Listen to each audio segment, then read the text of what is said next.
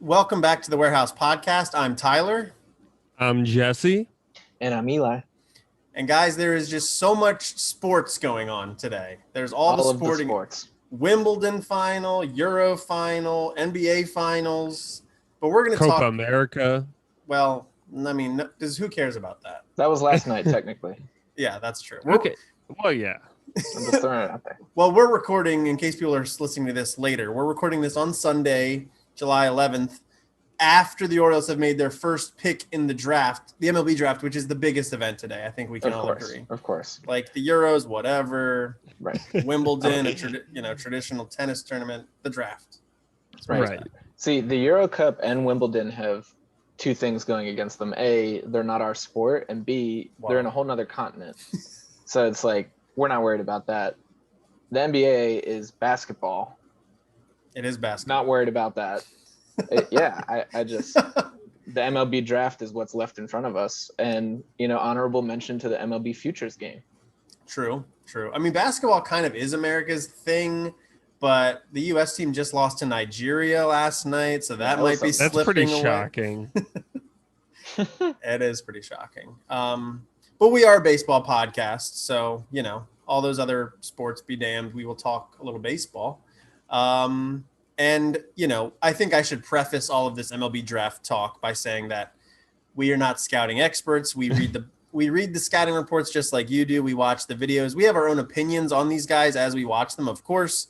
But everything we say, take with a little bit of a grain of salt. Listen to the experts out there for the real opinions. But we're kind of going to give you our Orioles fan-centric opinion on the pick tonight.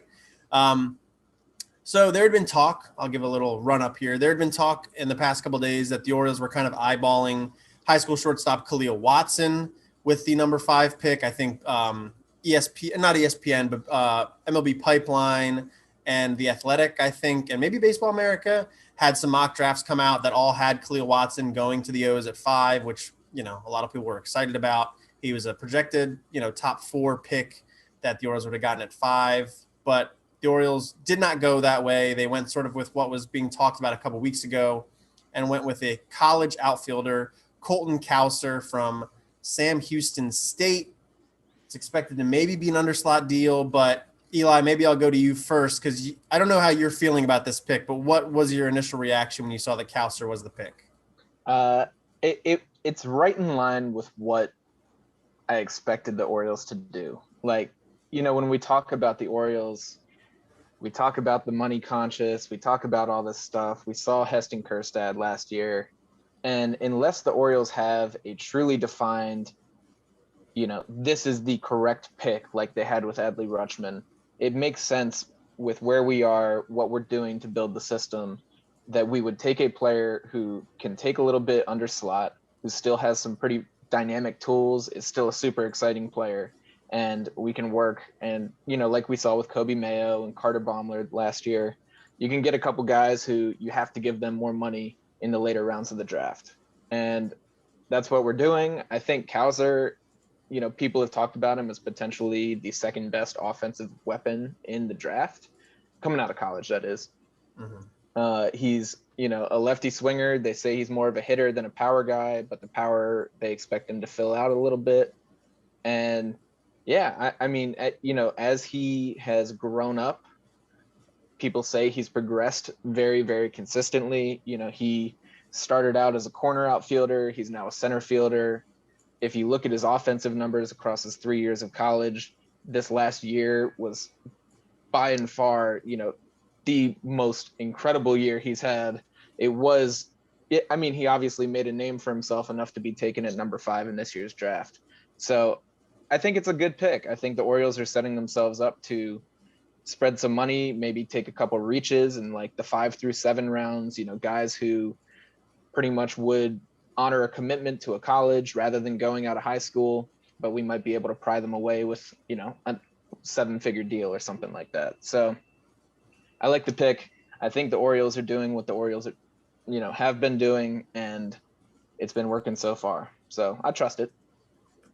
Yeah, I mean, Cowser has been kind of the name that's been attached to the Orioles for a bit as sort of an underslot option. Just to give you guys, and Jess, I'll get your opinion in just a sec because I know you've got thoughts as well. just to give everybody kind of an idea of where Cowser falls in the pecking order here, this is all very subjective, but Fangraphs lists the top prospects. They've got Cowser as the number 6 prospect in this draft, ahead of Kumar Rocker, ahead of Jackson Jobe, ahead of Brady House. They like him probably the most out of all these boards that you look at. Then there's MLB Pipeline. They've got him at 10th, and they've got him behind Brady House, behind Jackson Jobe, behind Kumar Rocker.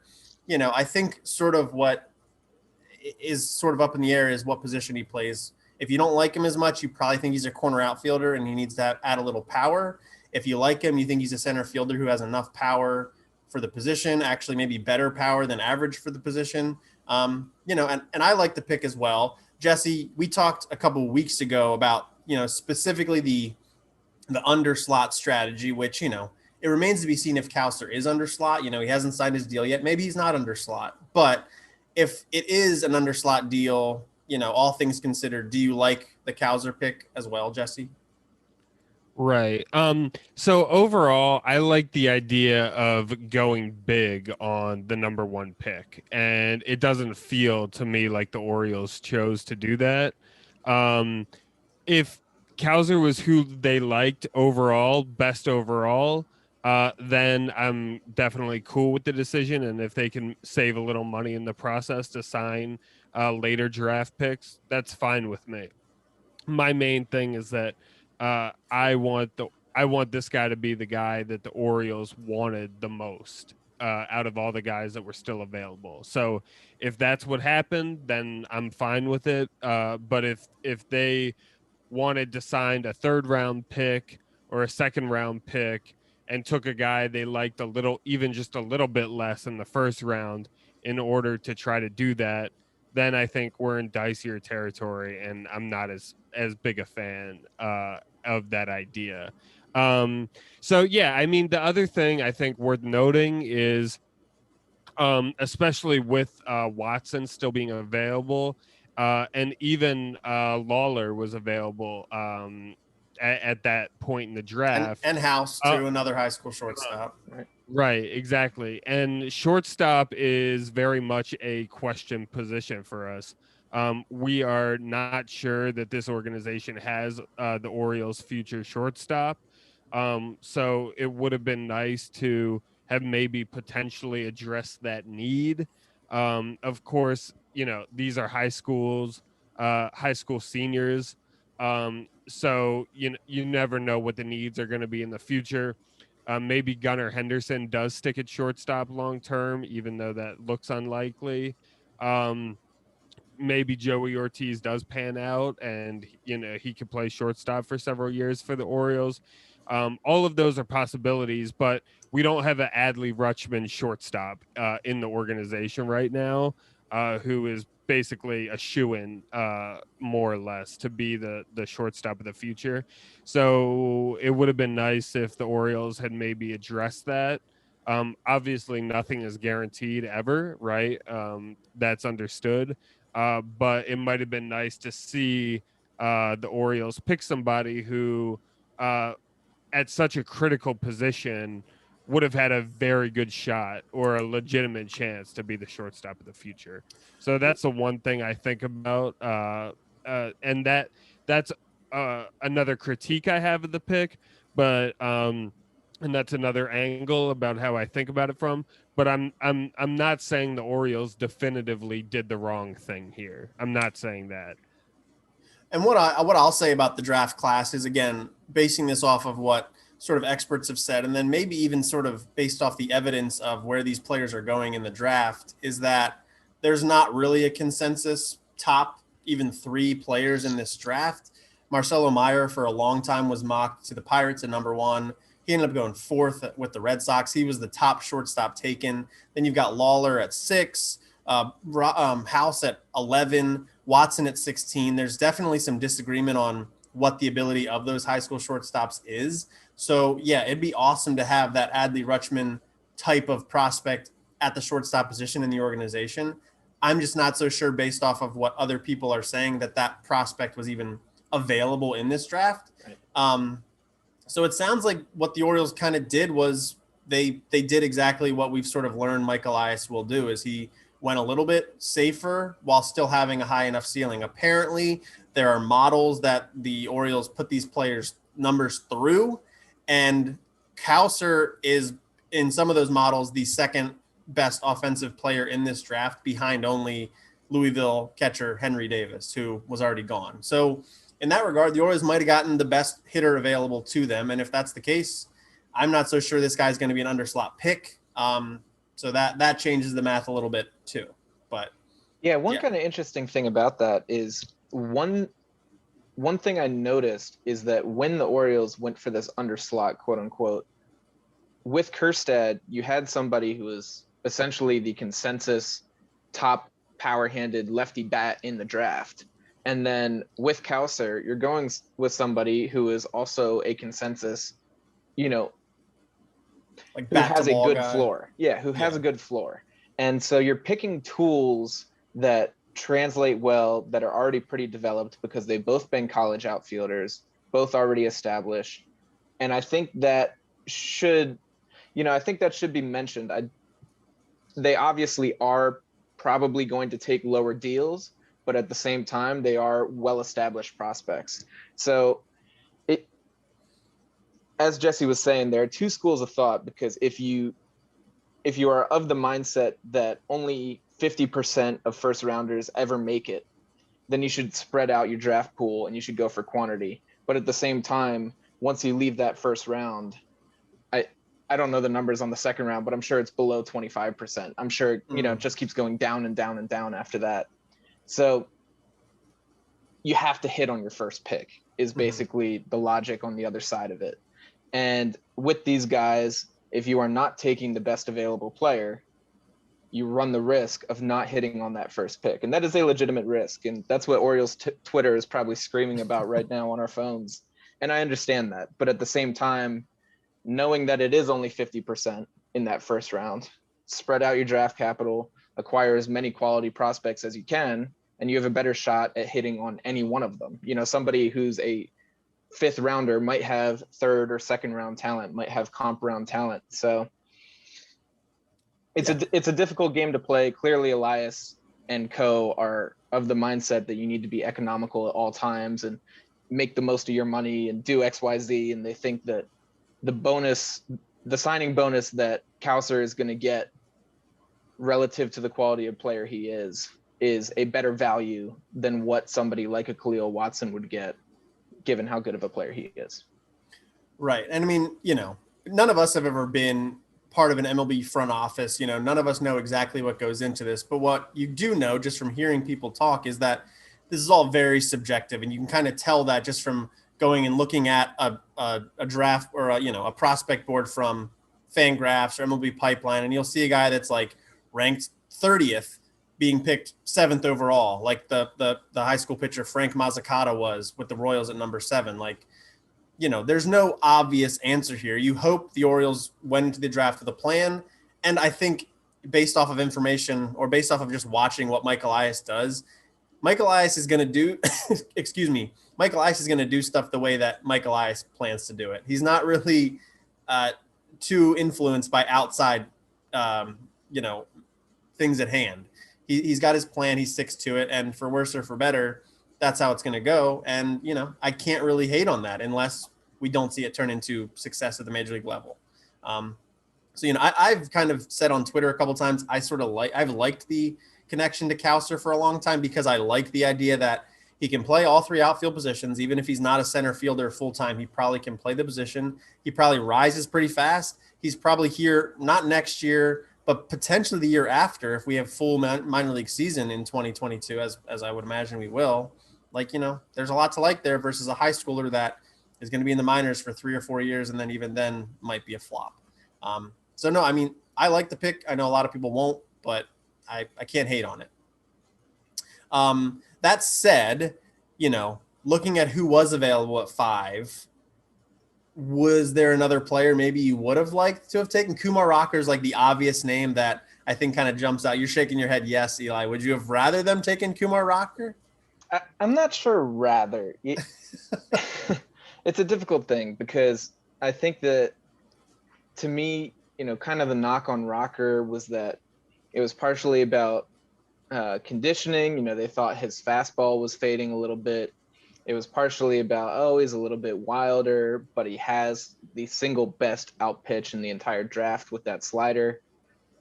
There were a couple different knocks, but to me, just getting somebody who is a fully filled out body with a power fastball, power slider, and really what's a pretty good changeup in that final game where Vandy lost. Who were they playing? Ole Miss. Mississippi State. Mississippi State. Right? Thank you. Where they were playing Mississippi State, he actually used his changeup more than his slider. And I was pretty impressed by that. And that kind of got me thinking you look at what the Orioles have been able to do with power arms in our system, and that's just kind of tantalizing to me. But at the same time, I think that Rocker probably would have been a full slot value. He was projected in the top, 6-7 picks of pretty much every draft. He's a consensus stud. And I think that the Orioles, trying to be economical, they've probably got their eyes on a couple guys that are going to come in the early rounds tomorrow that they will be able to sign away with the money that they're going to save. And so,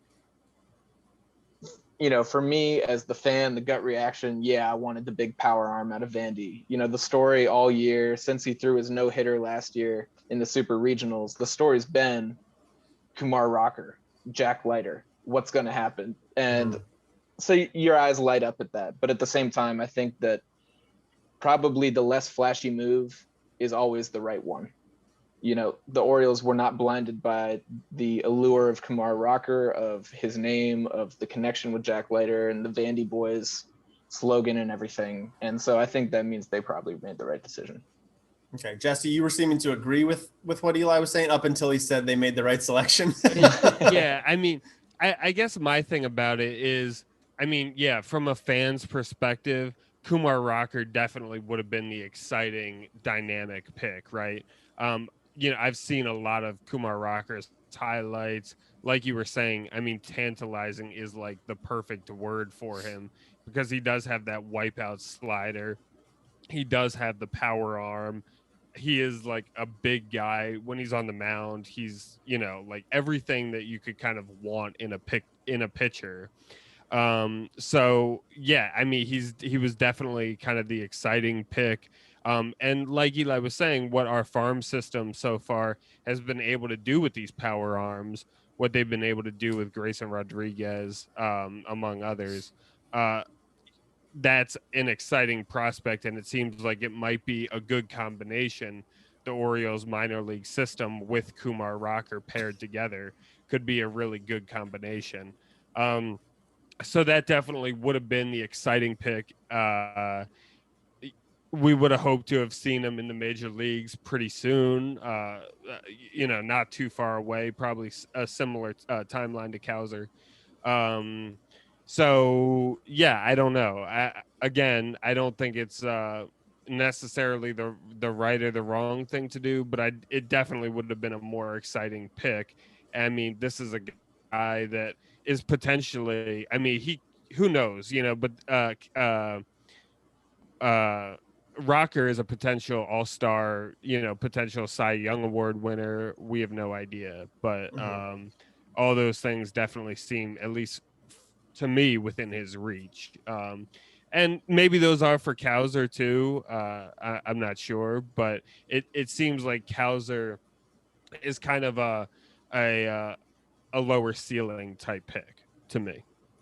Yeah, it could be. What I will say about not taking Rocker is that is also consistent with sort of what Mike Elias has done. Mike Elias has kind of shown that he believes that you can take a player and turn them into, a greater than the sum of their parts type of thing. Whereas with Rocker, what you just kind of said, what you guys mentioned, he's 6'5", he's 250 pounds, he's almost 22 years old. Like, that's a maxed out guy that he's got great stuff now. And I bet you could put him in a major league rotation tomorrow and he'd be like a number 4. And then you just work with him and he might be more than that. But if you're Mike Elias looking at what he's got to work with, there's probably not a whole lot of projection in Kumar Rocker. And I know that's kind of like just the scout speak or whatever, but it does kind of line up with sort of what Mike Elias has thought, which is he can build an arm and he can sort of draft a bat high and just sort of let it develop normally. And, that's not not too surprising. So I'm sure we'll see the Orioles maybe take a high school pitcher just like they did with Carter Balmer last year later and throw some cash at them and hope to develop them. But yeah, the Kumar Rocker pick or the option to pick Kumar Rocker definitely stands out a little bit, but I'm not really surprised that they didn't go that route. One thing I want to hold on real quick, Jess. One thing I want to throw out about Rocker is that this was mentioned by somebody on the draft broadcast. I don't quite remember which guy said it, but he said he thinks that a lot of the narrative around Rocker, scouts are suffering from scouting fatigue is what he called it. And it's almost that Rocker as a freshman, it was in 2019, like he threw that no-hitter in the super regional. He was so undeniably dominant. And then they watched him for part of last spring before COVID, and they've been watching him all year this year. And he had already gotten everyone so excited that it's impossible to like raise expectations from that point and raise your scouting reports. And so as people looked at him more, they just kept picking holes where they weren't necessarily. And I think that's a pretty good argument because as a fan, my thoughts of Rocker had kind of transitioned with that. I had started thinking he was less refined than he might have really been. All this stuff that gradually over time, I think scouts sort of started straying away from the narrative just because they couldn't keep saying the same thing over and over again. So that was one interesting point about Rocker, and the fact that he'd been such a high profile prospect for so long, I think definitely impacted kind of views around him as this draft was approaching. Yeah, I think that's fair. And I think it could, there could be some trying to outsmart people a little bit with like, oh no, Rocker, he's a maxed out guy. I don't need to spend $5 million on that. I can turn this third round pick into what Kumar Rocker is or something like that. Whereas like, just take the guy. He's been really good at the highest level of amateur baseball that there is, the SEC in college. He's going to probably be pretty good in the majors. Maybe he's not a 10-time Cy Young winner or whatever crazy ceiling we were dreaming about 2 years ago, but he's probably going to be pretty good. Jess, did you have something else you wanted to add there? I mean, I was just thinking kind of in line with what Eli said, but the Orioles, it is fair to note, weren't the only people that wasn't the only team that passed on Rocker. So Rocker fell all the way to 10. Right. All the way to 10. And then I've seen some on Twitter saying that, so the Mets took him, in case people weren't aware of that. And the slot value for that pick is $4.7 million. And there's people already saying he's probably going to get more than that. So that becomes a consideration too, as he starts falling, is can a team now afford him given the money they're allowed to spend? I don't think that would have been a problem for the Orioles. I think at 5, he probably would have gotten like the slot value, which the Orioles slot value at 5 is 6.1, almost $6.2 million for Cowser. But yeah, I mean, the Mets, I think he's going to a good situation too with the Mets. The Mets have shown an ability to not fix, but like really work with some pitchers in recent years. So I'm excited for Rocker. I think he'll be really good. And also I'm excited that he's not in the American League and we can admire him from afar. The Oriole hitters won't have to deal with him for the most of the time. Exactly. Unless, the Mets are trying to make some playoff push and they trade him to the Rays or something. Right. for, I don't know, Tyler Glasnow 3 years from now or something. Please don't. Or do if that. we like have to end up seeing him in the World Series or something. Yeah, that's a good problem to have. We'll deal with that if we get to we are so far away from it that it's not even worth mentioning. That's fair. So yeah, that's just the Orioles' first pick. The draft continues on Monday and Tuesday. There are 20 rounds this year. The Orioles have almost $12 million to spend. And as I just mentioned, that slot value of that first pick makes up almost half of it at $6.18 million. So keep an eye out for that. They also have 3 more picks before they have picks 41, 65, and 76. So keep an eye on that. And we'll probably talk on that next week. We're not going to have another show this week. So keep an eye out for that. Okay. Any other draft talk before we move on to All-Star Weekend talk? No. Do it. All right. So in All-Star news, we haven't had an episode since Cedric Mullins officially got named to the All-Star team. that's not really super surprising, but he didn't get named. It's not super surprising given how he's played this year. But he was not named as a starter just yet.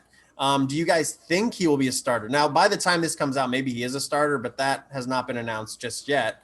Do you think there's any argument for him to not be a starter in this game, Jesse? No. No? Okay, keep it simple. Really. Yeah. No, go ahead, E. I was going to say there was no argument for him to not be voted a starter by the fans. That's right? fair. They voted him Mike Trout, who is hurt, which makes no sense. I mean, he's been hurt for like half the season at this point. They voted in Teoscar Hernandez, who, is having a good season. All respect to Hernandez, but he just has not been as good in any way, shape, or form as Mullins has. And Byron Buxton got voted in. He's been hurt half the year. His numbers have been crazy when he plays, but he's been hurt half the year. It's this ridiculous popularity contest. I mean, there's no rhyme or reason to it. This year, Blue Jays fans showed out, and I get that because the Blue Jays have been good. So they voted Vladdy, they voted Bo Bichette in, they voted Semien in, they voted Teoscar Hernandez in, and that's all lovely. It's like the Royals. When the Royals won the World Series that year, they had like 7 starters. Yeah. Omar Infante almost started, and he was like one of the worst second basemen in the league. Right. It just makes no sense. Javier Baez was one of the finalists for NL shortstop. Yeah. And the dude is like hitting 220 this year. I mean, he's been outright awful. Right. And I'm so tired of popularity contests when this dude, Cedric Mullins, has been tearing up the entire game of baseball. Hyde actually said it best. He said, in pretty much every game when there hasn't been a Shohei Ohtani or a Vlad Guerrero Jr. on the field, Cedric Mullins has been the best player on the field in every game that we've played this year. And it's just unequivocally true. He's been incredible. And he should have been a starter from the get-go. And that's all I have to say. Eli's heated up on this part. And Fired up, boys. Fired up. At the risk of getting yelled at by Eli, though, I will say once it went to the final vote, I started voting Mullins along with Trout and Buxton because I wanted Mullins to start. And voting for Trout and Buxton was basically voting for Mullins like 3 times. Right. But I wasn't going to vote for him until the final vote. But then once it was there, I need him to shoot up the rankings a little bit. Well, your efforts were in the interest of Cedric Mullins in the end, so I will allow it. And apparently he was the top voted player in the player vote, like when the players vote. So that kind of shows because they're watching the game and not just voting for whoever's on their team. Right. Exactly. Well, and you're also allowed to vote like 50 times or whatever. It's you it's just a lot. spam the button. At one point, what else? Right. I'm sorry. Last thing. Go ahead. At one point, they had the San Diego Padres and the Toronto Blue Jays teamed up to like cross promote. They were like the hashtag was vote Pod Jays. Yep. And that was infuriating. It's like you guys have nothing to do with each other. You're promoting. I don't know. It just pissed me off. Half the Padres roster is like former Orioles. I mean, they could have thrown us a bone. You're right. Jesse, you want to get in here? Yeah, I guess what I was saying, I guess kind of Eli's point, what he's saying underneath all of his anger here is that what it really is that it's not based on any sort of merit. I mean, it's not based on any sort of ability or performance that these guys have demonstrated. I mean, if we want to look at the Orioles, Cal Ripken was starting in the All-Star game like several years after he was any good and deserving of being in the All-Star game. So, I mean, that's a little bit different. Hold on. I'm not just going to let you slander the Iron Man like that. That's a little bit different because he was like in his last year and I don't know. And, on his way out, that was a farewell tour, which is a very, very different thing. And I think is valid. Okay. This is on the regular, just everyday guys who got 10 years left in the league getting voted in when they don't deserve it. That's all. Right. I will say that some people do. I've seen online, like there's an argument of, well, they've got to be good for a couple of years before they become really like eligible to be voted as starters. Like people do think that way. I don't agree with that thinking, but there's that thought out there. Stupid. Right. Well, I guess so. Yeah. I mean, I guess my thing is, and I think there's some merit to that actually, Tyler, because having the All-Star game halfway through the year rather than at the end of the year, I mean, in baseball, someone can put a couple good months together and be out overperforming, and who knows, that could happen. But I guess my thing is, yeah, I mean, it's not based on merit. Yeah, I don't like the idea of guys who are injured being elected, being voted on. It makes no sense to me why people can vote 50 times. I feel like, yeah, one vote per email, I feel like is sufficient. I don't know.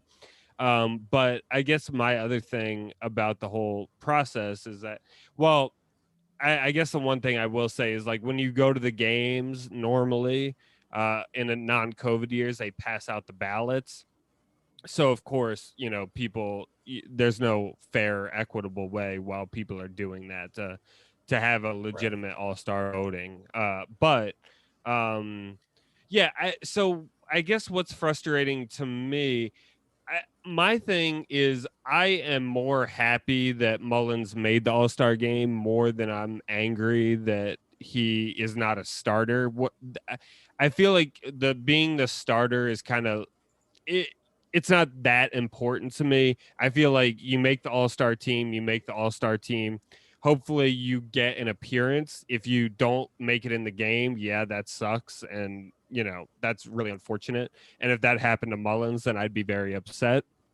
But he's an all-star. Yeah, I feel like you make the all-star game, and there's not a higher class really for being an all-star game starter. Maybe if you're the I starting totally pitcher, disagree with that. maybe if you're the starting pitcher, I see that a little more. But I don't think being an all-star starter is necessarily the biggest deal in the world. And I feel bad for Mullins because he does deserve to be starting the All-Star game, and he's not. So I feel bad for him in that respect. But Well, he but made the hold on, All-Star Jess. game. You just said that he deserves to be the starter, He which, does. like, right, but that in itself, like, creates a different designation for what the starter is, which is going against your point, right? The starter, who that starter is Well, supposed to be the best player at that position from that league, and that's what Cedric Mullins is. Correct. I just mean he deserves it in that sense. It's not contradicting my point. He does deserve it because, like you're saying, he is the best at his position, and by But extension, he you were deserves saying it. there's nothing that special about being the starter, and if he's been performing like the best in the league, he should get respected as the best in the league. I mean, he's just dominating all center fielders in all other categories. I think. I agree Yeah, and with that. I know you know that Yeah. part, but I'm just saying, if you're saying he deserves it, and he deserves it based on XYZ, it's something that is to be deserved because it does have a special designation as this is the best player at this position from our league. This is the cream of the crop. It rose to the top, and this is who we are putting forward. And right, like people because of that, I think there is something special about it, and I think he deserves it. So that's why I'm upset. Right. And people looking at the lineup card, they see the lineup card, and when they turn the game on at the beginning of the game and seeing his name there. Yeah, I mean, I'm not saying it doesn't matter at all. And it is disappointing. It would be great to have him starting center field. Like, that would be awesome. Don't get me wrong. But yeah. I mean, what I'll say about the All-Star voting thing is, like, the All-Star game is, at the end of the day, kind of just like a marketing thing for baseball in the middle of the summer. So you want the players to play that fans care about the most. And at this point in his career, does Cedric Mullins, is he a draw for fans in general of baseball, not just Orioles fans? Not probably yet. So I kind of get it, but it doesn't mean it's right.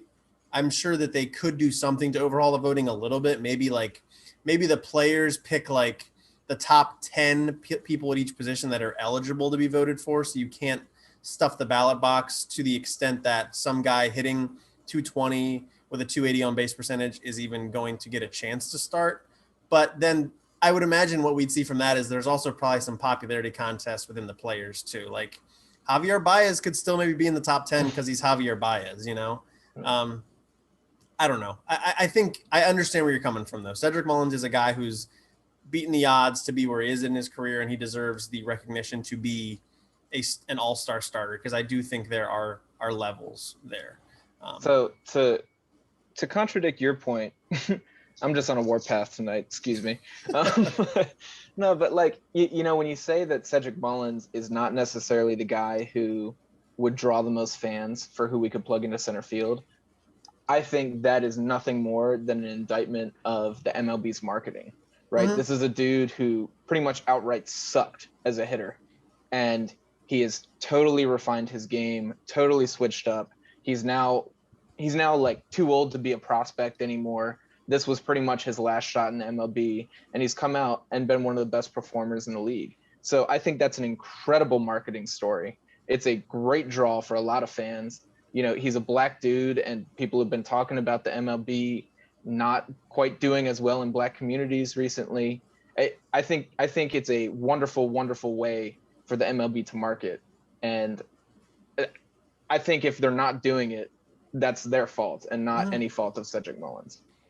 That's fair. And the other thing that I would add to that too is that, I mean, if anybody has seen Cedric Mullins play, they would be interested in having him be the starting center fielder, right? So the only reason that is because he hasn't, you know, like people are slow to catching on to how good he is, right? Because if anybody has watched him, anybody would want him to be out there playing and to show what he's capable of, right? Because he is, like we've been talking about, he is the best center fielder in baseball right now. So yeah, so I mean that's what I would say to that is that I mean the fans, if the fans know anything about baseball, they should want him to be out there starting. Right. I mean, you know, baseball, and we could go round and round about this all day. Baseball, more than probably any other high level professional sport, is very localized though, you know, because there's so many games, they're all on at very much the same time. You know, over 90% of the baseball games I watch are Orioles games, and the Orioles are not the most fun team in the league to watch, but it might be the least fun. Right. Minus Cedric Mullins, like they might be the least fun team to watch, but they're my local team. They're on all the time, and I'm going to watch them. And that's the same to be said for Cardinals fans or Mariners fans or Astros fans. Like you're just going to watch your team. And sort of back to what we said a couple minutes ago, like why Cal Ripken got in year after year when he wasn't really good anymore is because you just know who he is. People don't know who Cedric Mullins is yet, so he doesn't get voted in. It's not right. It's just the reality. And hopefully, you know, maybe this is now the lag time has kicked in. MLB can kind of kick up their marketing initiative with a guy like Cedric Mullins, and he gets voted in 10 more times if he's good enough all that time. So hopefully, I think he'll be the starter because with two guys coming out in Buxton and Trout, I think there's no feasible way he's not starting this game. I would not understand that at all. So Eli can rage all over again next week if he ends up not starting. Yeah, well, that would be a truer and more profound rage than this was, because this is subdued by the fact that he's probably going to start anyways, despite the disrespect. So I think he'll get what he has. Subdued rage. I hope this is subdued. Caught that. Yeah. Yeah. I'd be blowing out speakers in people's headphones and cars. They'd be, yeah. We get the expletive label on Apple or whatever, adult content. Right. All right. The other action going on actually before the All-Star game is going to be the Home Run Derby, and the Orioles will again have some representation there. Trey Mancini is going to compete for the American League. He will be facing off against the Athletics' Matt Olson in the first round. It's 8 competitors this year. So I mean, this is kind of a cool thing because I think at the beginning of the year, even if you had said like, yeah, Trey Mancini will be involved in the All-Star festivities in some way, I don't know if we would have said he would have been in the Home Run Derby. So Eli, were you kind of surprised that Trey Mancini got picked to be in the Home Run Derby? I wasn't really. I think what this is, and I hate to put it in a box and paint it into this corner, but I think what this is that Trey had kind of cooled down. He wasn't going to make the team, make the All-Star team in general. And MLB wanted him to be a part of these festivities. They wanted to celebrate him. They wanted to honor, you know, his fight through cancer. And as we were talking about marketing, they want to market it a little bit, you know, and that's not a bad thing. You know, I think Trey undoubtedly should get his due. He is the ultimate competitor. He fought his way back from some incredible stuff, and I'm really, really glad to see him here. That being said, Matt Olson is a tough draw on the first round. That's just, I mean, Matt Olson rakes. Yeah. And Jesse, you were saying just before we started that Olson kind of has like a swing for this sort of a competition. Oh, it's perfect. I mean, he's a lefty with a massive uppercut that lifts the ball in the air. And the thing about Mancini is he's like too much of a line drive hitter, which Right. in Major League Baseball is great. You want line drive hitters, but for the home run derby, you want a Jim Edmonds type swing or a Matt Olson type swing. So Joey Gallo. Yeah, that'll be fun. Joey Gallo or even like a Cano type. So he won it a few years ago. So yeah. So yeah, I mean, I think it definitely, like Eli said, it's good that I mean, the thing is, this is really, we talk about him being an all-star, and it was disappointing last year when Mancini was not, or 2 years ago when Mancini was not an all-star. But the thing I'll say is he really is a bat, right? I mean, this is what his skill set is. So I don't even think this is like really a bad thing. This is kind of like recognizing him in the way that he really deserves to be recognized, right? He's a power hitter, and he's going to be in the home run derby because he's an effective power hitter in the major leagues right now.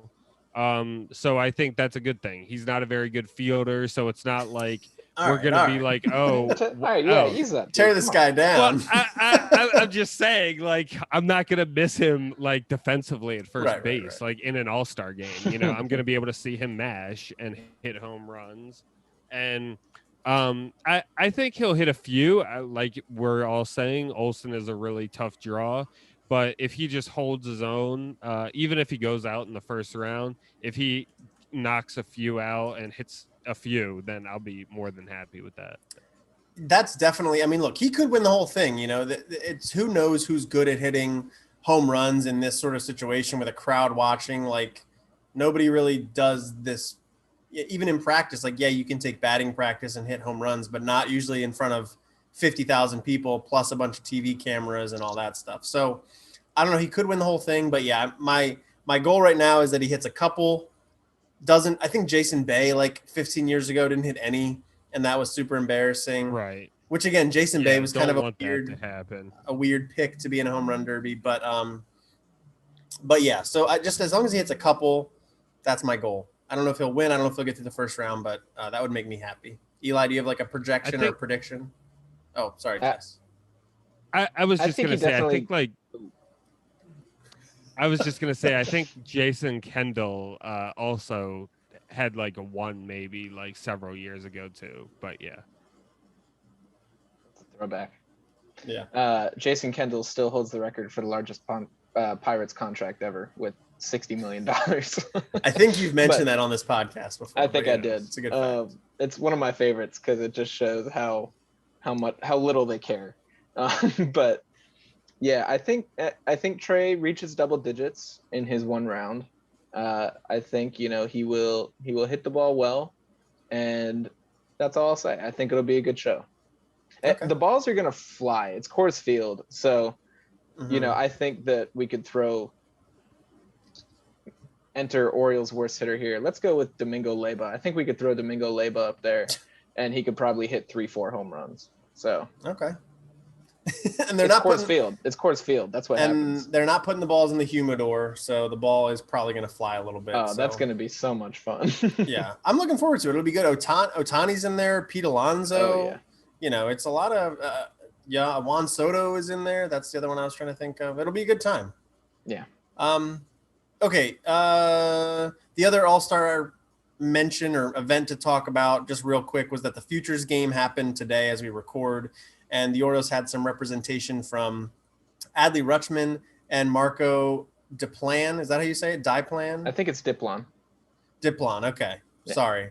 And he was kind of a surprise inclusion because he is not really a top prospect, but that's cool that he was there. And I don't know, just cool to see the Orioles there. Do you guys have anything to mention?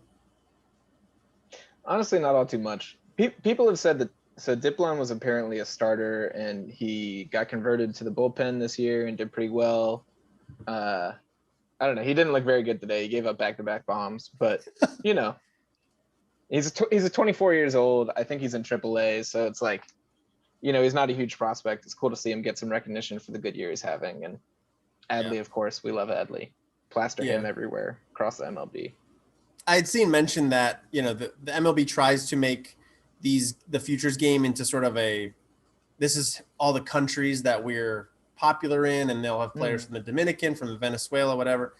And Diplan, I think it's on Diplan. It was the only guy in the game from Mexico, and I'm not sure what other Mexican prospects there are in the game that are like highly rated, but that, you know, hopefully he's more than that. I mean, he's had a good season in Norfolk, so he can play a little bit, and he'll probably play in the big leagues at some point. But yeah, that could explain it. Jesse, anything to mention on the futures game? Nope. Okay. Very good. All right. Well, the last thing we're going to talk about today for a topic is going to be a blog that I wrote a couple weeks ago over at Camden Chat, that I basically just said that, you know, the Orioles are bad and it's fine to be bad, but it's not really fine to be this bad, is kind of the thesis of the whole thing. And we kind of have in our outline here a too long didn't read of. Elias has been honest about rebuilding, and fans understand that, but there are limits, and this team has largely been unwatchable this season. So that kind of led us to discuss in our group text leading up to this sort of what our thoughts were, and I guess we'll just kind of bring the conversation to the podcast here. So as we end the first half here, the Orioles are really bad once again. They've won one game in July. It's been a rough month. They're now the second worst team in baseball. This is the fourth straight year where the Orioles will be, in all likelihood, one of the 5 worst teams in baseball. Again, Mike Elias has been really straightforward with sort of what the plan is here, and that's fine, but the pitching staff has largely been horrible. The catchers are, I think, the worst unit of catchers in baseball. The second basemen have been the worst second baseman in baseball. So, you know, it doesn't need to be Orioles specific, but maybe what do you guys think sort of the obligation is for a general manager and a front office that, even though a team is openly rebuilding, what sort of obligation do they have to fans, to the sport of baseball, to the league, to still put a watchable, legitimately major league quality product on the team? And Eli, I'll go to you first for your thoughts. It's a really interesting question, and it's a question that was never explored until the Astros were the first ones to tank. There were discussions about tanking throughout football, throughout XYZ, but because, you know, MLB prospects were always pretty unreliable as far as you can't always count on them to turn out, there was never really, MLB didn't really respect a full rebuild and tanking for a while as a method of generating a good team. That just never really was a thing in baseball. So this is a pretty new phenomenon as a whole.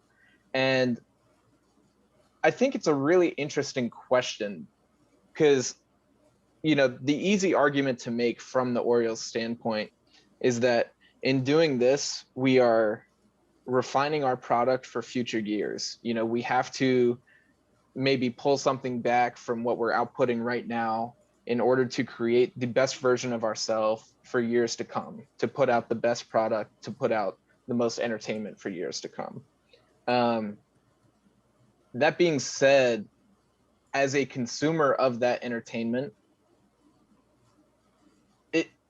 it's not like disrespect or anything, but there's a complete lack of attention to the current product that they're putting out there.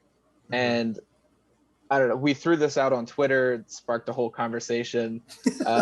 We had a Twitter troll coming at us, and that's a new phenomenon for us, so I engaged him more than I should have. But, you know, I threw something up, and we were both tweeting from the account at that point. Tyler kept throwing out, we're not talking about going out and signing, you know, somebody to a 9-figure deal, $170 million over 8 years, anything like that. That's not what this is about. This is about signing one pitcher for a couple $1 million who can come in, eat up 140 innings of 4.1 ERA ball, just something that can just stabilize the product so that we aren't in a position where 4 days out of the week, we're losing by 6-7 runs. Right. And that I do feel like that's not too much to expect. You can put that out there. You can make this product in its current version entertaining, and you can still have the understanding that we'll be a bottom 5 team in the league and we're going to lose a bunch of games and we will rebuild. We will get good prospects. We will rebuild. We're investing more heavily here. We're not investing in the major league team. We're not going to run up $170 million on the payroll. And that is what it is. And I think that's fine. And you look at the list of guys who signed as free agents, Rich Hill with Tampa Bay, Carlos Rodon, who threw the no-hitter. There are plenty of quality arms out there who could have had a pretty substantial impact on us. And, instead we signed Matt Harvey, and we see where that's gotten us. Mm-hmm. We signed Wade LeBlanc twice. It's just kind of nonsensical. And then from the baseball standpoint, I look at this and I say, flopping Rio Ruiz over to second base to avoid going and signing someone else, what does that do as a young pitcher to really weaken your defense up the middle to that extent? If we are trying to bring up guys like Dean Kramer, Keegan Aiken, Alex Wells, Zach Lowther, if we're trying to bring these guys up and really give them a stable situation to step into, you need to allow them to fail and have a bullpen rested behind them that can pick up the slack for them a little bit and allow them to fail a little bit. You need to allow them to have a ball hit hard up the middle and have their shortstop or their second baseman make a nice play. I mean, Galvis was a solid pickup. He's a good defender, but it's just kind of, from the standpoint of developing players I still think that there's an argument to be made that just an investment of like $6-7 million could totally change the outlook of this team on the field. And I think it could build up our young players by giving them a solid foundation of a team to step into, rather than, trying to develop yourself, going out there, giving up 7 runs and, losing, what is it? It's July 11th. We've won 1 game in July. And, just the mindset that a player has to go through. Well, the mindset that a player has to have in order to really develop themselves to their fullest extent, I think needs to be kind of self-absorbed, and they need to be able to look within themselves and I think that being dejected all the time because we're not winning, just being depressed by being on such an outright terrible team and never being able to compete in a game, I think that influences player development. And I think it influences it in a substantial way. And so, I think the argument you were making, Tyler, is totally honest. I think it's totally correct. I think that it's something that people don't talk about because there's an inherent conflict in saying that the MLB team should be better and our draft picks should be better. The narrative around those two things have been that it's a seesaw. You get one or the other. You get a good MLB team or you get good draft picks.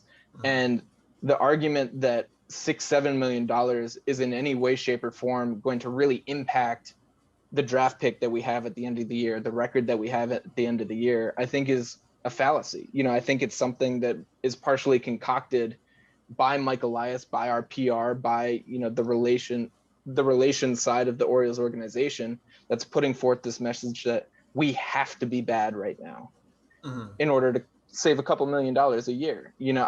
I think that's, a lot of people were saying we're dumping money into the Dominican facility and all. That facility costs a couple $1 million, like relative to the Orioles payroll, like 5 years ago, we're saving on the order of $90 million or so. Our payroll was up over 150. $90 million is not going into the Dominican facility. $90 million is not going into, like the technology, into, pitch analysis, whatever. That's not where it's going. It's being saved right now. And, maybe it's $60 million of that, maybe it's whatever that's being saved. But the argument that we have no money to spend because we're investing so heavily in these other things, I think is an absolute lie. And so yeah, to be a consumer of a product and have some loyalty to that product, and have that product not show that same loyalty to you, by means of showing you that they are interested in giving you a good product, that's a little depressing. And obviously I'm not going to stop watching the Orioles or anything. This is the way that the business works in the MLB. I mean, I obviously give them a lot of my attention coming and doing a weekly podcast. But yeah, it's an interesting question. And I think that organizations and general managers have not been forced to face this question yet, because the rebuild is still kind of a relatively new concept. Right. And what we kind of got told a lot on Twitter and stuff, which is something that we're well aware of. The argument I can't take is when somebody goes, well, you just don't understand what the rebuild is. Like, this is what it is. It is being bad for a really long time. And we knew what Elias was going to do, and yada, yada, yada. And yeah, of course, we all understand what the rebuild is. Every Orioles fan that somewhat pays attention is fully aware of what the plan was going to be. We saw what happened in Houston. We knew it was a complete teardown, and we understood that the Orioles had some work to do in Latin America. They had some overhaul to do in terms of player development and player analysis and player recruitment and all of that stuff. And that all costs money, and that all takes time. And sure, that means the rebuild is going to be a little longer than the Astros are going to be. But at the same time, you're still asking fans to pay a premium for additional TV packages that don't come with your regular cable. You're still asking you're asking fans to pay the same for tickets. It's not like ticket prices are less now because the Orioles are bad. It's not like food prices are less now because the Orioles are bad. I'm totally fine with the Orioles losing 100 games, 95 games, and getting a top 5 draft pick. That's cool. And I even appreciate some of the pickups that Mike Elias did in the offseason. I appreciate the Freddie Galvis move. I think that made a bunch of sense. It made sense to sell high on Jose Iglesias because we knew Jose Iglesias was not the type of hitter he showed to be last year. And you got a couple prospects out of that. That's great. I think the Michael Franco pick, while it has not worked out, made some sense on paper to go get a proven American League third baseman who could not field but probably was going to hit a little bit. He hasn't hit. That sucks. But they did absolutely nothing to reinforce the pitching staff. They went and got Matt Harvey, Felix Hernandez, who was over the hill, Wade LeBlanc. I mean, like, come on. And then you're going to tell me it's to give the young guys chances at the big league level. Zach Lothar has been on the Norfolk shuttle half the year. Alex Wells has been up and down twice. Dean Kramer looks like he's broken. Like, I mean, it's just not really acceptable. And yes, some of the poor play has been bad luck. Anthony Santander has struggled and been hurt. Austin Hayes has been hurt. Mancini struggled to start the year. Ryan Mountcastle struggled to start the year. So not all of this is, on Mike Elias' shoulders. Like, the players need to play well. But at the same time, he's gotten Cedric Mullins playing at an MVP level, which there's no way the Orioles were planning on that happening. And John Means pitched like a Cy Young for the 2 months he was healthy. And the 1 month he's been out, or 1 month plus, the rotation has fallen apart. They needed to do more to address some of these things to make the Orioles a competitive team. How they're not the worst team in baseball is shocking, and it's an indictment on what the Diamondbacks are doing. But the Orioles, they were supposed to be the worst team in baseball this year, and they're not. But they might end up being, and it's tough to watch. I just want to throw out real quick. You said a competitive team. I don't want people to latch onto that. What we mean by competitive team is a team that can compete in a given game in the major leagues. We're not talking about competing for the division or anything like that. Right. Yeah.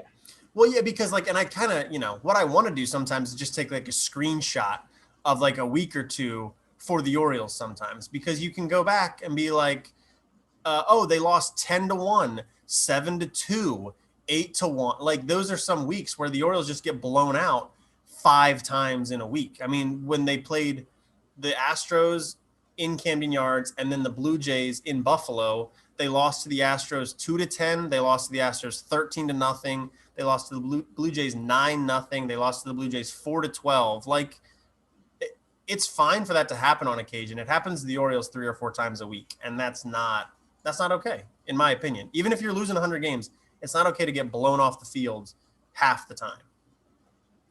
Jesse, do you have any thoughts here? Yeah, I mean, exactly in line with what both of you are saying. The biggest crime of the Orioles organization, of course, is like you're talking about the starting rotation, right?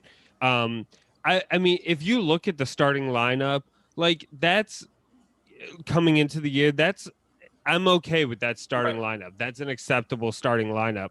The bullpen was an acceptable bullpen, right? The starting pitching was an absolute disaster. We all knew it was going to be a disaster. And the Orioles didn't try, like we're saying, Hernandez, LeBlanc, and Harvey. None of those signings costed the Orioles more than $1 million, not one of them. And the reluctance to spend even just a couple million. I mean, Eli mentioned some names. There was also Ivan Nova that signed for $1.5 million. Jose Quintana, he was a little pricier. He went for 8. Um, but even signing a starting pitcher like Quintana for $8 million to sort of stabilize the rotation, he might have been tough to recruit here because he might have tried to go to a competitive team, but especially with him being a very decent starting pitcher. But their Shoemaker was another who signed for a couple $1 million. The Orioles could have invested exactly like you're saying, just $6 or $8 million just to sort of stabilize the rotation a little bit.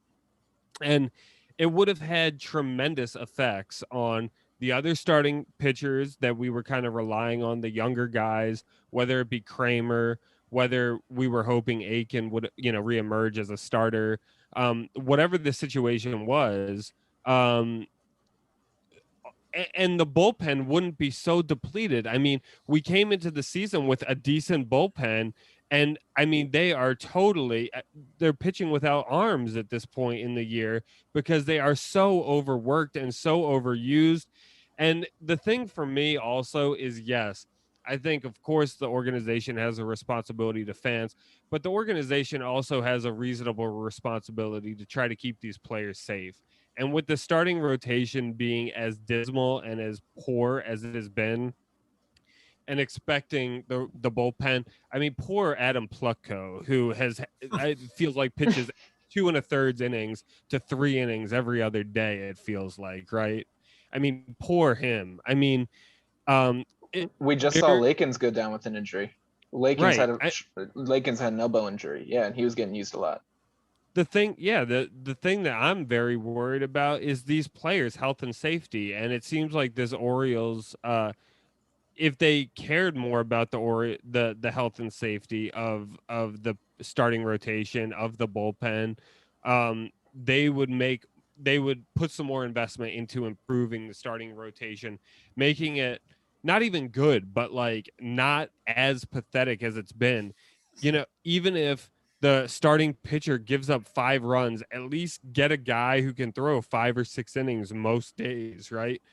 I mean, we have guys we're hoping can make it through 4 at this point. I mean, it really, I don't think in my entire lifetime, I don't feel like we've had a rotation this bad where we are really just hoping for 4 innings out of a given starting pitcher. I mean, we've gotten to that point, and the bullpen has thrown uh, so many innings, and us shuffling around can't last forever. And of course, now we're promoting guys. Mhm. Right, this is how you can tell we're in such a horrible position. We're promoting guys that aren't major leaguers, that don't deserve to be major leaguers, that come up, make a major league start like Janice did, and get DFA'd the day after, right? We're literally making these types of moves just to fill innings, right? And I think that is just when you're in such a perilous position with the starting rotation where if you had to just rely on these guys and then maybe one or two others for an injury here or there, we would never be able to cover the amount of innings that are supposed to go through the end of the season. We would never be able to do that, right? The Our pitchers would not last. Our pitchers would be hurt. It would never work. we would require our starting pitchers to throw 150 pitches through 4 1/3 and give up 8 runs and just have them suffer out there. That's what would be required for us to make it through the season. The fact that we can't even reliably have a starting rotation that maybe we have 6 or 7 guys that we know can reasonably throw 120, 140 innings, right? Get us through the season, maybe 160 if we're lucky, right? With some of them. The Alex Cobbs types, right? I mean, we traded him away, right? I mean, there were so many things that could have been done to kind of secure the starting rotation. And the Orioles just didn't want to invest anything in it. And like Eli said, it has really negative effects for the morale of the team. It has negative effects for the younger guys that we want to see do well coming up. It damages the prospects. It has trickle effects down to the minor leagues, right? When our major league team is so poor. So, yeah, I mean, in how everything was constructed, I mean, yes, Rio Ruiz going to second base was more or less a minor travesty as well. Um, I mean, no, it really was, because the Orioles just were like, well, we don't care. We don't want to make an effort. We're just going to take this, this guy who plays third routinely, and we're just going to put him at second and, do the best we can. I mean, you can do that, but I don't think it's really a responsible thing to do. It's not a major league second baseman or anything resembling it. Not only offensively, but defensively, right? So, I mean, I just think that so much could have been done with such a little investment. Signings like Freddie Galvis is a perfect signing for where the Orioles are at in their process, right? Um, and the fact that none of that was ever done with the starting rotation is very disappointing. And it seems like they did it with Galvis because they understood, okay, it's important to have a steady shortstop up the middle who can play behind. It seems like a lot of that thinking, that calculation was there when they signed Galvis, but then they refused to do it with anybody in the rotation. It doesn't make any sense. Yeah, I mean, and I want to make a couple things clear here, and I think I speak for you guys, but definitely tell me if I'm wrong. We're still on board with the rebuild in general. Like, I think the rebuild is headed in the correct direction. Mike Elias needed to come in and, whether it was his decision or the ownership decided it was finally time and it coincided with Elias coming on, they needed to improve their standing in Latin America. They've done that. They needed to probably alter their player development because even though the Orioles had that successful run with Buck Showalter, there were obviously some issues where there wasn't enough talent coming in behind those guys to make them anything better than the 47-win team they were in 2018. Like, there were clearly organizational issues that needed to be fixed. And I think Mike Elias is doing a good job. But, the major league team needs a little bit more reinforcement than what we've seen the last couple of years. It's fine to be bad. It's fine to be top 5 picks bad. It's not fine to and I've heard this a bunch is, some people, you get off work, you get dinner done or whatever. And then as soon as you turn the game on, it's maybe the second inning and they're down 5-0 already. And it's like, okay, well, I guess I'm going to find something else to watch tonight. Like, that's not a lot of fun.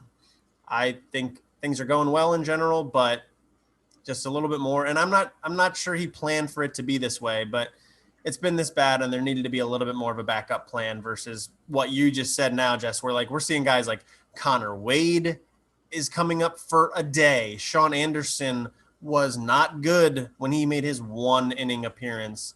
Like, Max Scaroller, that whole thing for 2 or 3 months was a disaster. Like, there needed to be more of a plan than this. And, maybe he's learned from this. Hopefully next year is a little different. Although next year, I think you probably start to see the big time prospects make their way up here eventually. And that'll paper over a lot of the issues.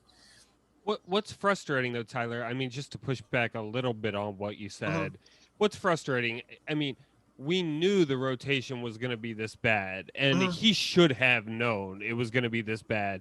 Okay, yeah, you said maybe he didn't plan for it to be like this.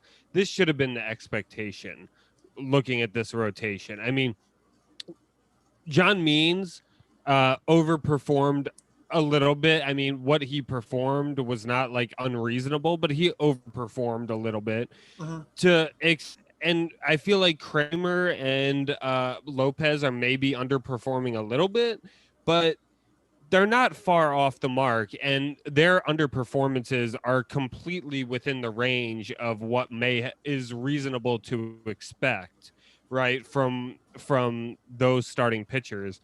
So, you know, I mean, relying on Harvey, Harvey was our number 2 starting pitcher entering the season. I mean, and he it's was good just for a month. He was good for a month. Yeah, right. But when he was surprisingly good that month, he overperformed based upon expectations, right? If he hadn't done that, if he was like the Harvey we had, no, I mean, so that's where my thing is, like, he had to know that the starting rotation was going to be a disaster, and they made no effort to try to address it. Yeah, kind of another note referring to the beginning of the season, we all kind of had expectations of what the rotation was going to look like. You know, we said that John Means was going to lead it off, Kramer and Aiken were going to be there, and so kind of where I take issue is that, you know, clearly early in spring training it became apparent that Aiken and Kramer were not cut out in the moment. Or I think it was just Aiken that got sent down, but Kramer was struggling through spring training. And at that point, there are still free agents available. There are still opportunities to, you know, just do one little thing to just stabilize. And I guess that's the biggest thing to me is it's about stability in your team. It's about just not complete and total despair. And I don't think, it's really not too much to ask. It's a very, very minimal investment that takes you from where we are now, you know, like seesawing with the Diamondbacks for who's going to be worst in the league. And it's a minimal investment to take you from that to also the second worst team in the league, but just like able to get through a baseball game. I mean, you can tell that Hyde is just like totally broken as a human being. He gave an interview and was asked what he thought the biggest takeaway from the first half was, and he said just how far away we really are with the pitching or something like that. You know, and what that means is just how far away we are from being a Major League Baseball club. I mean, we literally cannot even be called that right now. There are, I mean, you know, the Dodgers, like 6 through 10 starters would immediately slot in place of our 2 through 6, you know, it's crazy. Right. I mean, the Orioles are currently on pace for 51 wins, which, I mean, look, like, I get it. I get where we're at. But I was going back and I was looking at sort of where the Astros were. And in 2011, they were 56 and 106. And that's the year that the GM got fired and they brought in the new guy. What was his name? Lunhow. Yep. And then in 2012, they were 51 and 111. So they took a step backwards. They had the fire sale. And then in 2013, 2012, they were 55 and 107. Then 2013, they were 51 and 111. So 2 bad seasons in a row. And then in 2014, they were 70 and 92. And then they progressed to 80 plus wins, 100 wins, World Series, yada, yada, yada. Like, we're behind that. We're not making pace with that. We've now gone backwards from the Orioles when they took over. When Elias took over, they were a 47 win team. They got up to like 54. Then last year they won 25 games in that weird season. Now they're on pace for 51. Like, I want to start seeing like the 60 something, the 70 wins. Like, you've got your top 5 picks 4 years in a row. Like, let's start seeing some fun baseball again. So next year, that's what the expectation is going to be. Like, they're going to get another top 5 pick. You will now have 5 top 5 picks or 4 top 5 picks, whatever. Like, let's start seeing some progress. That's kind of where I'm at. I like Michael Elias. I think it's going well, but like, you do need to start to climb up the win totals a little bit. The thing I would say too, just to add to all of this, is of course, it makes sense why the worst teams in Major League Baseball get the top draft picks. The reason being for parity in Major League Baseball, to try to create stability and to not let the good teams get really, really good with the bad teams getting really, really continuing to be really, really bad. But with this method of tanking and with maybe Major League Baseball starts to reevaluate how draft picks are assigned, and I don't know, but I think it is something to consider. Yeah, I mean, the collective bargaining agreement expires after this season. I would imagine that could be involved in those conversations. Yeah, I don't know either, sort of what would make sense. But yeah, I don't think that's an unreasonable thing because it's not fun. It's not fun for like 5 years. And this is sort of becoming a pattern, as Eli said, a recent pattern of teams just know they're going to be really bad for 5 years. The Pirates are kind of doing a similar thing. Yeah, I mean, the Pirates will bounce back sooner than the Orioles do just because they've got some exciting guys up already. But yeah, it's not an enjoyable product for, roughly a fifth of the league every year, pretty much. So yeah, I mean, if you guys have different thoughts on that, certainly let us know. It was a cool conversation we had a couple weeks ago, and I think it's still relevant. And given that there's not going to be many Orioles games this week with the All-Star break, send us an email, tweet us, DM us on Twitter. You can email us thewarehousepod@gmail.com or tweet us at thewarehousepod. We'd love to hear your thoughts. I mean, don't worry, Tyler. This conversation is not going anywhere. Okay, no. We might be having this conversation next year too. I'm sure we'll definitely have it the rest of this season. And I'm sure, like as free agency develops, there'll be talk of like, oh, the Orioles could have gotten that guy, and we'll see. I'm not expecting the Orioles to go out and get Carlos Correa this offseason. But maybe get a pitcher or two that could pitch behind John Means. Twitter really loves the Carlos Correa idea. I think it's a meme, though, at this point. It's like a joke. I don't think they actually expect them to get Carlos Correa. But, I mean, it'd be super fun. I'd love it. It'd be pretty fun. I would enjoy it, too. And you got the Mike Elias connection. So, right. But I think it's a meme. But I could be wrong. I'm sure some people are serious about it. All right. So the last thing we're going to do before we get out of here is the Oriole of the Week. That's where we give you 3 facts about a former or current Oriole, and then you let us know who you think it is. You can again email us or tweet us, or you can just kind of play alone at home and know to yourself whether you got it right or not. So last week's Oriole was Jeff Conine. Go back and listen to last week's 3 facts, or 2 weeks ago's 3 facts to get the hints there. And this week, the first clue for this person is that they threw 5 complete games for the 1993 Orioles. This player had 10 career home runs. So he was basically a Shohei Ohtani, basically. I'm not going to gratify that with a response. But the third fact is the first and only player to win Rookie of the Year and the Cy Young in the same year. Jesse, your fact, well, not your fact, but you mentioning Shohei Ohtani made me think Pat Valleca's kind of like Shohei Ohtani a little bit. He's not allowed to run this year, and he's pitched an inning and 2/3. That's the Orioles' version of Shohei Ohtani. Yeah. So. He has what, a 10th of the home runs? Yeah, he's really been rough at the plate this year, which is a whole nother thing. I wouldn't mind if once a middle infield of Freddie Galvis and Ramon Urias, once Galvis is back, could be kind of fun. I wouldn't mind that. Speaking of which, if we had Ohtani on our team, we could just get rid of this conversation we've been having about the Orioles not being fun to watch. Ohtani would make it fun to watch, and that'd be good enough, even if we won the same number of games. But he'd literally be worth like 5 or 6 wins, though. Like they'd probably be on pace for like 55 wins, which would still suck, but it'd be a lot more fun. Right. So definitely. I should say real quick. We are an Orioles podcast, but we also all watch baseball. On the topic of Ohtani, we should not do an all-star episode without mentioning that he is the first person ever to get elected to the all-star team as a pitcher and as a position player. Mm-hmm. What we are witnessing with this dude is downright historic. It is almost pretty difficult to argue that he's not the most single valuable player in the game. Everybody talks about Trout, but you have somebody who is hitting 6 times a week and is one of undoubtedly one of the top 5 hitters in the game, arguably the top hitter in the game right now. And then he can also go out there, chuck a ball 98 with a wipeout splitter, give you 6 innings with 12 punchies. It is so incredibly difficult to fathom that this dude could be simultaneously a, top 5 hitter in the league and a top 15, 20 pitcher in the league.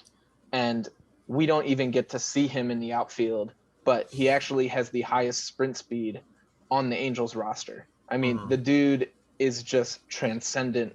He is unexplainable. It's amazing. It's amazing. He steals some bases out there, right? Easily. Yeah. I literally had the thought the other day that, like, if Shohei Ohtani was actually, like, he pitched, like, I don't know, like a Zach Davies type, and then hit, like, I don't know, who's a mediocre hitter out there? Like Ramon Urias. No. Well, even that though, like if he hit like Ramon Urias and he pitched like Zach Davies, that would be incredible. You know what I mean?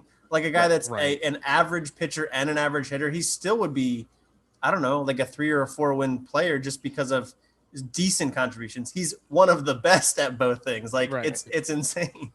An MVP and a Cy Young contender. Right. Somebody actually brought this up and they mentioned that, it's almost unfortunate that the first true 2-way player we're seeing is just so unbelievably good at both, because then any 2-way player that comes up, no matter how legitimate of an MLB player they are at both, is going to just be looked at a little worse, because, he's not Shohei Ohtani, but and it's just this absurd standard. We have, if Ohtani came up and he was just a hitter, we'd be like, oh my God, he has really come into his own this year. This guy could be an all-star every year. This is incredible. What a phenomenal hitter. He's leading the league in home runs. And if he came up as just a pitcher, we'd say, my God, like this guy could really develop into a true ace. Right. And at the same time, he's just become both. The dude is, I don't know. It's awesome. You need to sit back and appreciate. I think Alex Cobb said the other day, like, yeah, I know people talk about him all the time, but like we should still be talking about him more, basically. Right. It's incredible. It's awesome. Yeah. I've seen some people on Twitter, like the MLB's talking about Ohtani too much. All these accounts are talking about Ohtani too much. It's like, how do you not? Right. Just how do you not? I mean, this is like you go into MLB The Show and you like create a player and, like your stat additions are limited. So you can't actually create someone this good. You could throw some points on, pitching velocity on a 4-seam velocity. You could throw some points on power, but you can't throw them on both like this. You can't create this player. You can't make him up in a dream.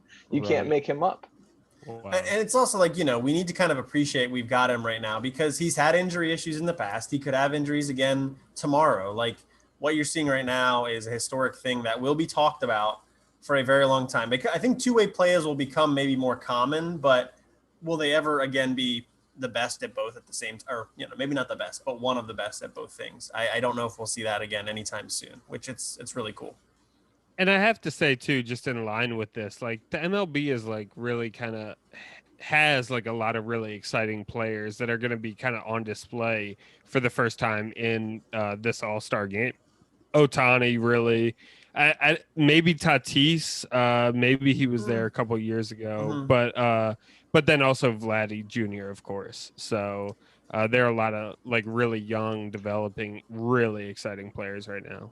So you mentioned, 2 of the 4 guys that we talk about every time we talk about young talent on this. Shout out to Ronald Acuna Jr. down for the season with an ACL tear. That sucks. That's really sad. It's really sad. I meant to mention that to you before the podcast, actually. Yeah, I wanted to. You just hate seeing bad things happen to good people, talented people, and like exciting people. Yeah. You feel bad for them. Right. Yeah, and it also, that changes the playoff race in the National League by a lot. Oh yeah, the Braves have not been great, but it makes it tougher. The Mets do the probably Braves trade had Freddie Freeman now? Does that become a thing? Yeah. Jesse? The Mets probably had a minor celebration after the Acuna thing. Yeah. I'm not going to put that on them and say they were celebrating. Yeah. But it definitely makes things a little easier for them. And Kumar Rocker is going to be up for the playoff push for them. So that'll be exciting. 98 coming out of the pen. I could happen. He's for a sure. he's a stud college guy. Why couldn't he come up right away?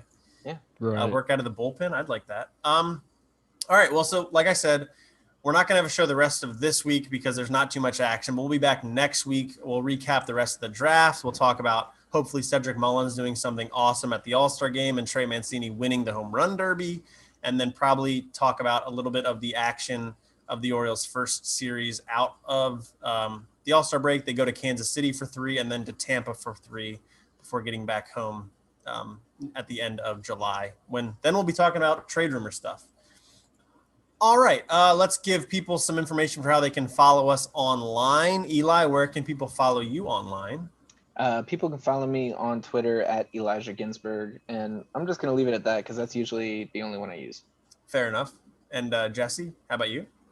People can feel free to follow me on Twitter and Instagram at Juggernaut8678. Very nice. And you can follow me on Instagram and Twitter at _Ty Young, and head over to CamdenChat.com for some blogs.